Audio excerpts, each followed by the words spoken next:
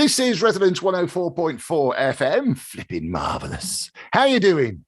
Tis I, Nicholas of Hennigan, coming at you once again on not only on the radio, but we're also, of course, we're recording this visually, you lucky people. So you might be watching us on YouTube or, of course, on bohemianbritain.com or on the Literary London podcast at, where are we? I don't know, London Literary Pub Crawl. It's all over we're everywhere. And this week, I am delighted to welcome someone who is just such a polymath, I think is probably one way of describing him, a massive talent, and also, sir, he was my teacher. So I'm very, very, very respectful to him. So Julius Green, thank you. Dr. Julius Green now, of course.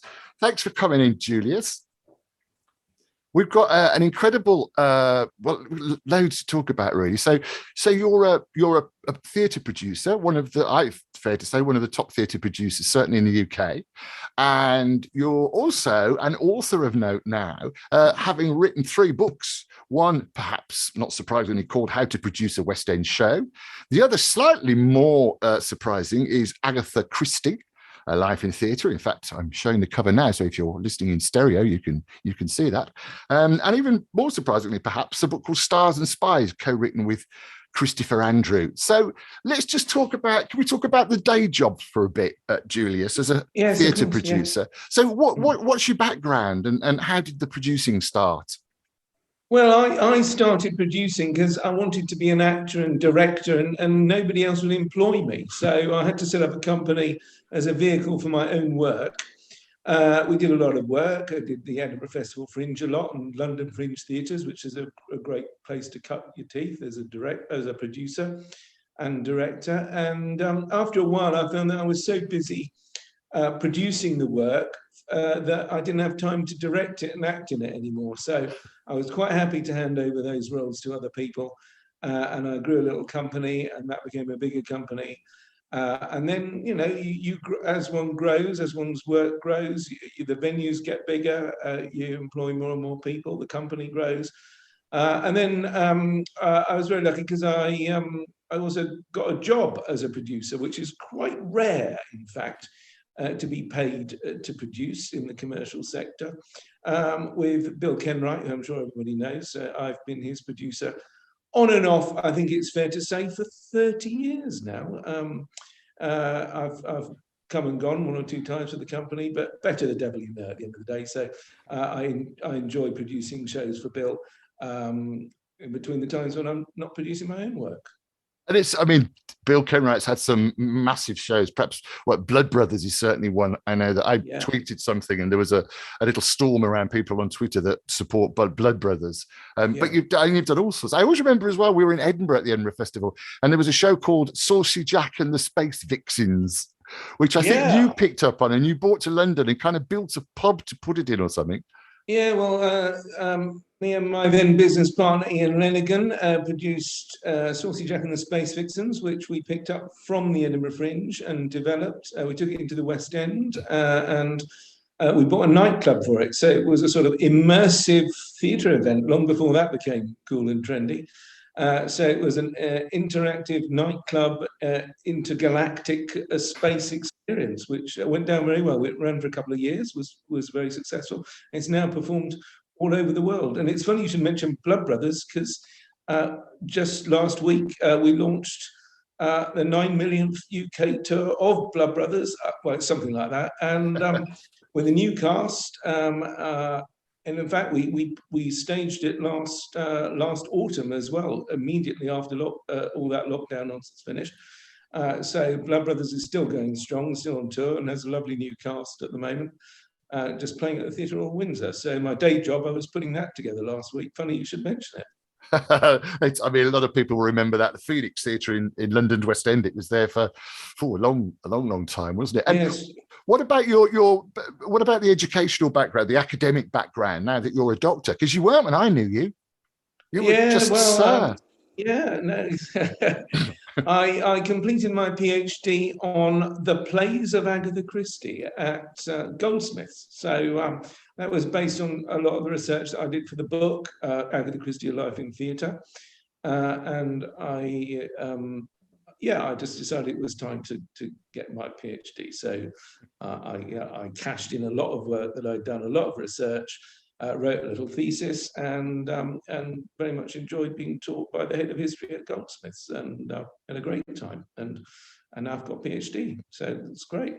Well done. I'm very jealous. I mean, and so Agatha Christie, where did your interest first? Where was your interest first piqued, as it were, by Agatha Christie? Because you also did stuff with Ken Wrights, didn't you, and the Agatha Christie Theatre Company? Well, my first experience with Agatha Christie was when my own company was running a little theatre called the Palace Theatre in Westcliff, and we couldn't sell tickets to anything. Nobody would come to anything. But one day, a touring production of Agatha Christie's The Unexpected Guest turned up.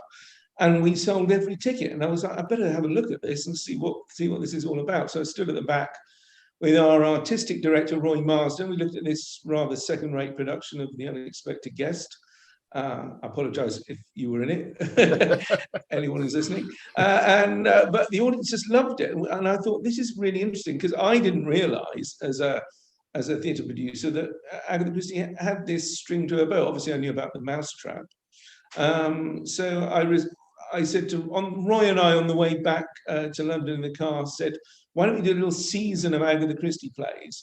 And then, by the time we got home, we said, why don't we do every play that Agatha Christie ever wrote as a season? That would be quite a selling point. So I researched it the next day and discovered that at that point in time, there were about 25 plays that we knew that she'd penned, including one-act plays and rarities and unperformed ones. And we worked with Agatha Christie's estate and put together a 12-week festival, which became known as the Agathon, where we did 12 weeks of all of Agatha Christie's plays, as then known, in the main house in the studio at the Palace Westcliff, in daily rep. Imagine that, with a company of 23 actors. So it was great fun, and people literally came from all over the world, and we did sell every ticket. And interestingly, we got one performance of the Mousetrap, because we obviously couldn't get a license for the Mousetrap, but Stephen Whaley-Cohen, who was then producing it, very kindly allowed one performance of the London production to come to Westcliff, where they performed on a sort of composite set. And of course, it was the biggest audience the Mousetrap had played to in this country since it first opened in 1952, because the capacity at Westcliff was in fact bigger than their West End theatre. Oh, how marvellous. Yeah. I mean, because how long has it been running in the West End for those that have been asleep forever?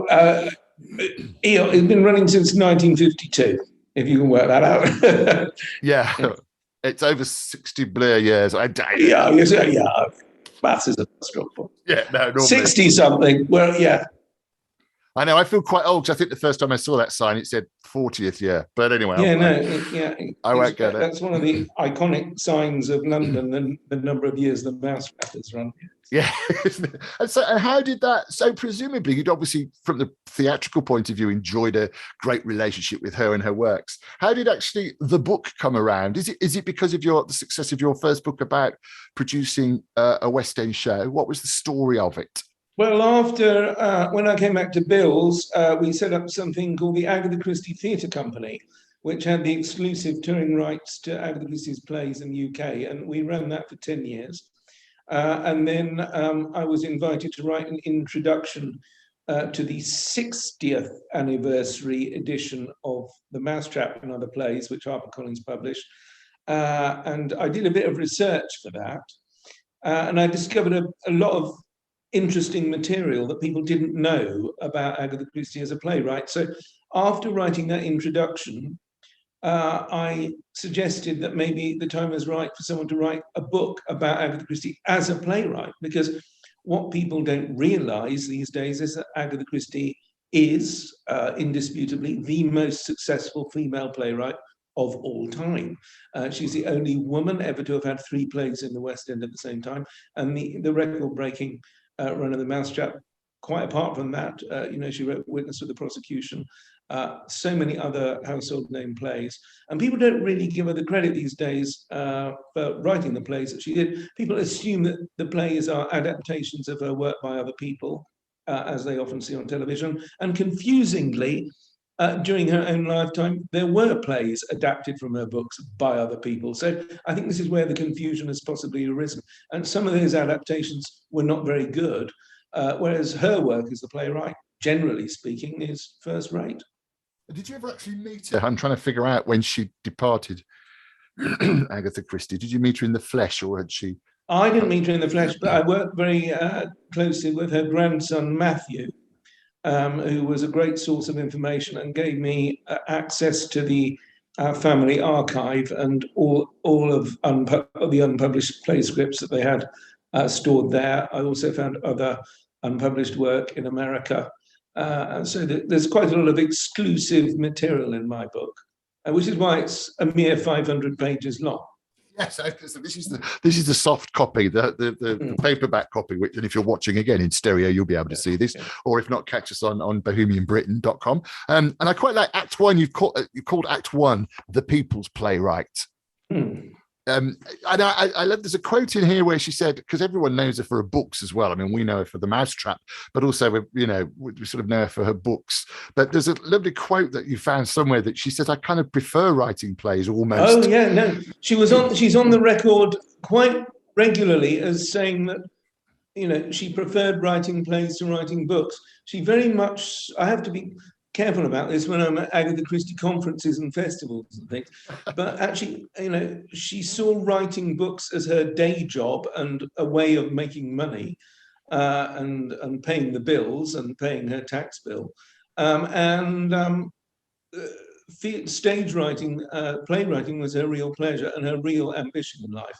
The proudest moment of her life was the opening night of Witness for the Prosecution in 1953, where there was a massive standing ovation, and it was the happiest night of her life, she said.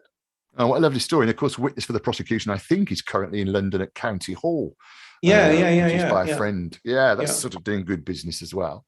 What do you think was the secret to Agatha Christie? What was it? What had she got that made her so successful? Well, I say she was the people's playwright, and that's part one. And I think she has, readers of her books and viewers of her plays find a connection that she does speak directly to people, and particularly in the period of her great success as a playwright was in the 1950s.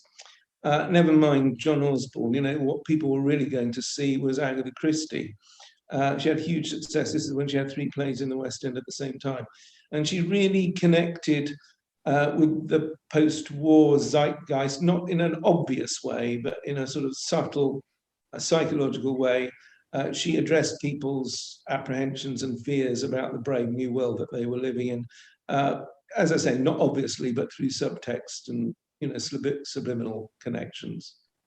And do you have? I've got to ask really. Do you have a favourite play? Is having read her? Yeah, Witness for the Prosecution is the best courtroom drama of all time, often imitated but never bettered.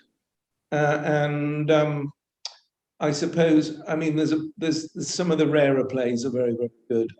There's one called A Daughter's a Daughter, which was under the pen name Mary Westmacott, which Bill Kenwright produced the West End premiere of not long ago at the Trafalgar Studios.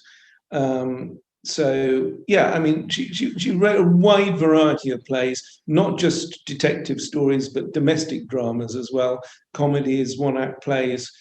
She really experimented with genre. There's a wonderful play called Verdict, which was a huge flop in the West End, only ran for a few weeks, but was one of her favourites. Wow. Yes, I remember A Daughter's a Daughter. I saw it, actually. My friend Annie Wen was in it. It was rather marvelous. I'm Nick Hennigan, talking to Julius Green. This is Resonance 104.4 FM. Flipping marvellous. We're also, as I say, on bohemianbritain.com. Bohemian Brit, by the way, it's a bit of a joke. This podcast has been voted the #2 Bohemian podcast to follow in the world by a company called FeedSpot. And I suddenly thought, what's a successful Bohemian? Does it mean you eat 2 tins of beans in your garret while you're trying to create something? Anyway, so bohemianbritain.com, also on YouTube. We're talking to Julius Green, producer, author, and all-round talent, really. Excuse me, about his 3 books. I suppose the Agatha Christie one is a delight, actually. I mean, it's a real entertaining read as well. And it feels, if you don't mind me saying, I get the impression, it's a straight obvious, I get the impression you really like her, though. There's a lot of warmth in what could be a very technical book.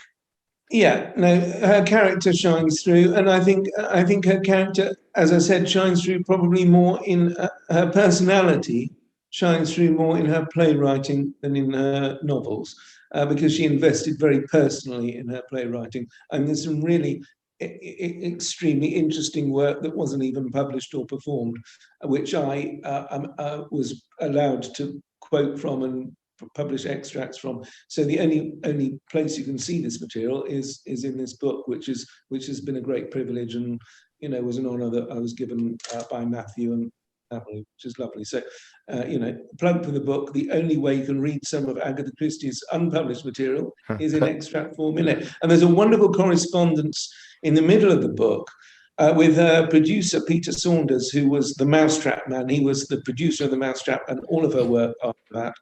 And he persuaded her to write Witness for the Prosecution as a stage play. She'd originally written a very short story, which she adapted. And she was in the Middle East with her husband, the archaeologist Max Mallowan, and Peter Saunders and her were exchanging correspondence about casting and finishing off the script and all of that stuff. And the correspondence was so witty and interesting and informative and good that I just stopped my own narrative for literally 30 pages and just published their letters, because they do it a lot better than I possibly could. Brilliant. And was it, so what gave birth, as it were, to your current book, or your latest book, Stars and Spies? And again, it's another book that kind of makes sense if you think about it, the idea of espionage and pretending to be something that you're not. Kind of makes sense. But what was the genesis of that idea? Well, it's that thing of you've got your, we published the Agatha Christie book, and then the paperback came out. It came out in America, and you twiddle your thumbs and go, what next? I mean, I'm not twiddling my thumbs as a producer because I'm working 24/7 as a producer, but that part of my brain's going, I want to write something else now. And I actually approached it. I always say to my producing students, as I think you don't start from the idea what's going to sell tickets. You start with the idea, what do I want to write? But actually, in this case of this book, I broke my own rules and thought, what do people want to read about? Well, they want to read about stars. And interestingly, they also want to read about spies. And I was living in Cambridge at the time because I did my research for the Agatha Christie book at Cambridge University.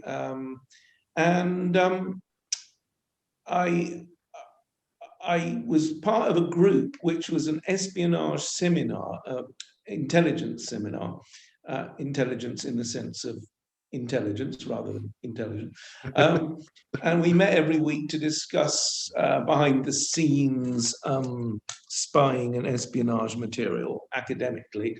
And this was led by an extraordinary chap called Professor Christopher Andrew, who is one of the most prolific and respected authors of espionage and intelligence books, history books, very academic, highly respected. I was coming up with this idea for a book about espionage and show business. And I wrote to him and said, I'm looking for a collaborator. Could you suggest someone from the seminar who could do help me with the espionage bit? Because that's not my strong suit. I'll do the showbiz bit, and one of the people from the seminar could do.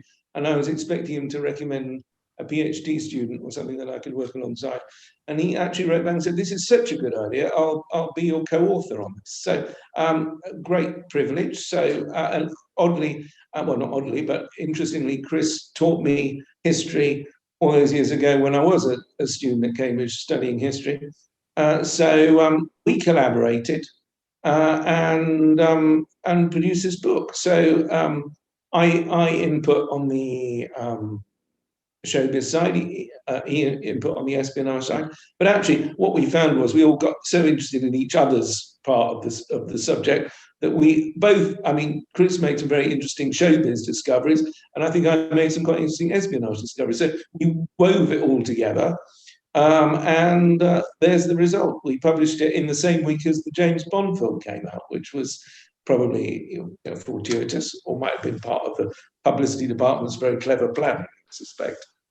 But yeah, there's a lot of lovely stories in it about actors who were also spies. And oddly, there's quite a lot of spies who have showbiz aspirations as well. But of course, it's very odd because there's a lot of crossover, as you say, Nick, because it's all about role play, disguise, pretending to be somebody you're not, following a script.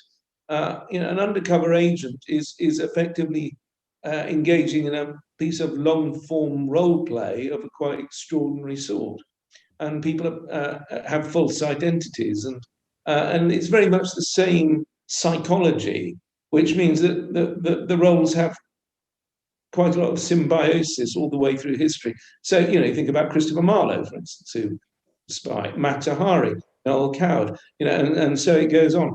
And we found literally hundreds of examples where we could talk about the crossover. Now, it's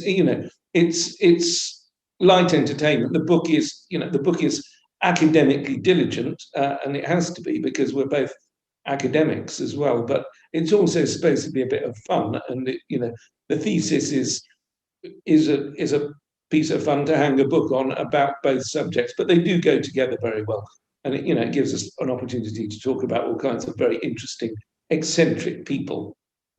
Yeah, I mean, it does. I mean, Cambridge is quite well known itself for spies at one point, wasn't it? Indeed, yeah.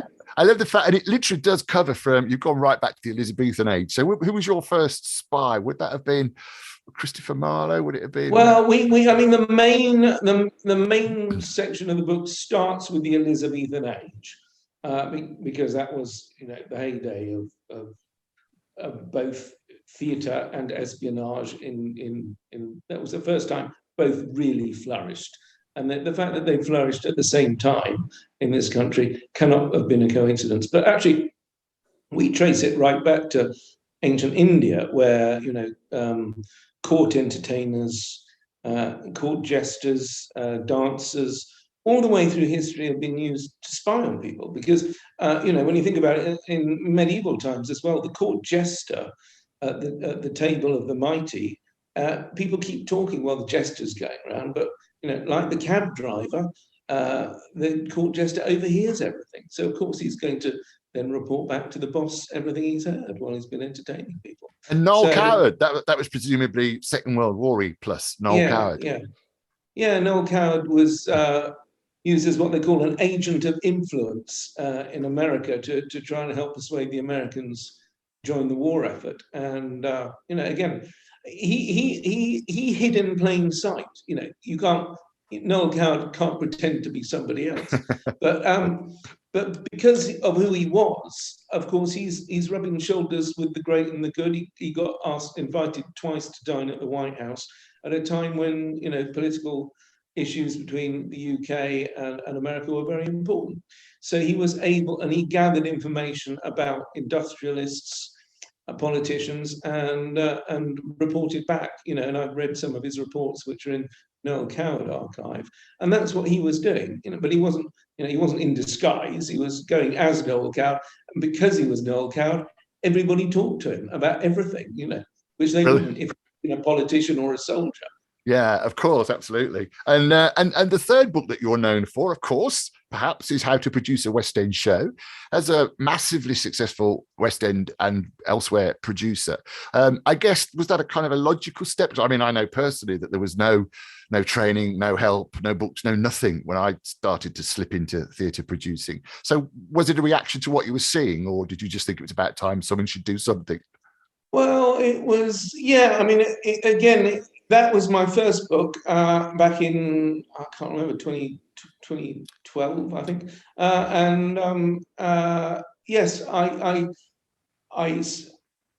my friend James Hogan, who ran the publishing company Oberon, which was at that time a leading boutique, leading theatre publisher, that's now been bought out by Methuen Drama.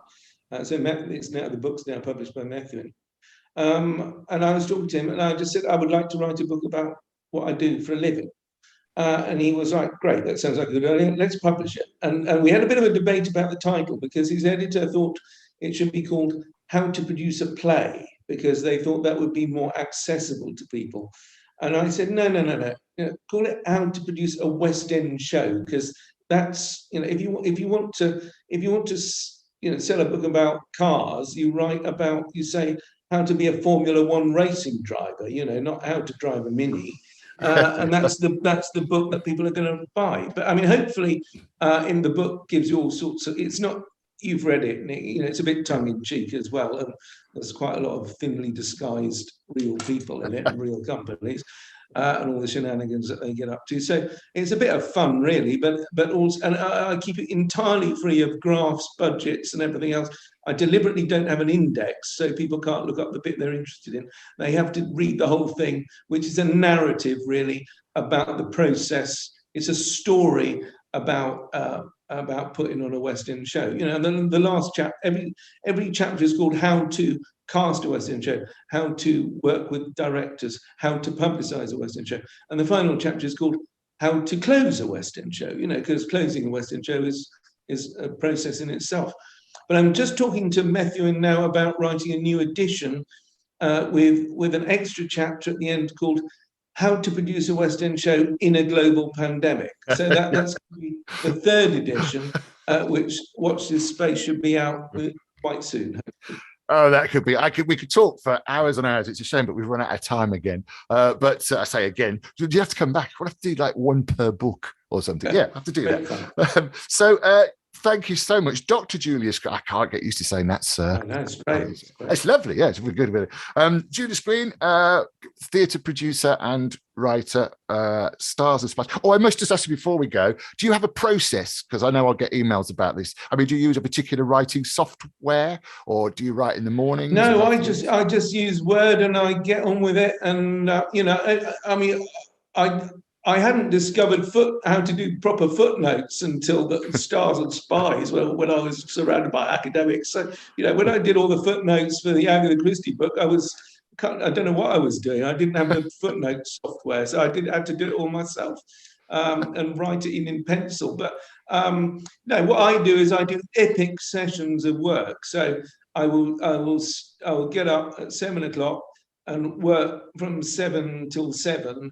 And just make one cup of coffee, and that's it. Just get down to it and get on with it. And I schedule these. I mean, a lot of what I do is research, and I prefer the research to the actual writing. The writing is physically repetitive, and there's a lot of angst about have I used the same word twice in 3 sentences and all that stuff.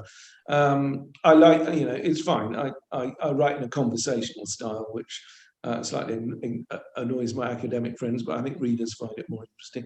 But I won't do 2 hours and then go for a walk. I'll just sit at a desk, sit with the screen, get on with it, punch out the words, and watch the word count going up in the corner of the screen. I mean, the Christie book was 3 times as long as the book they actually commissioned, but they very kindly didn't force me to cut it back, because I think they found it interesting. Oh, brilliant. Well, this has been interesting as well and fascinating. Thank you very much, Julius.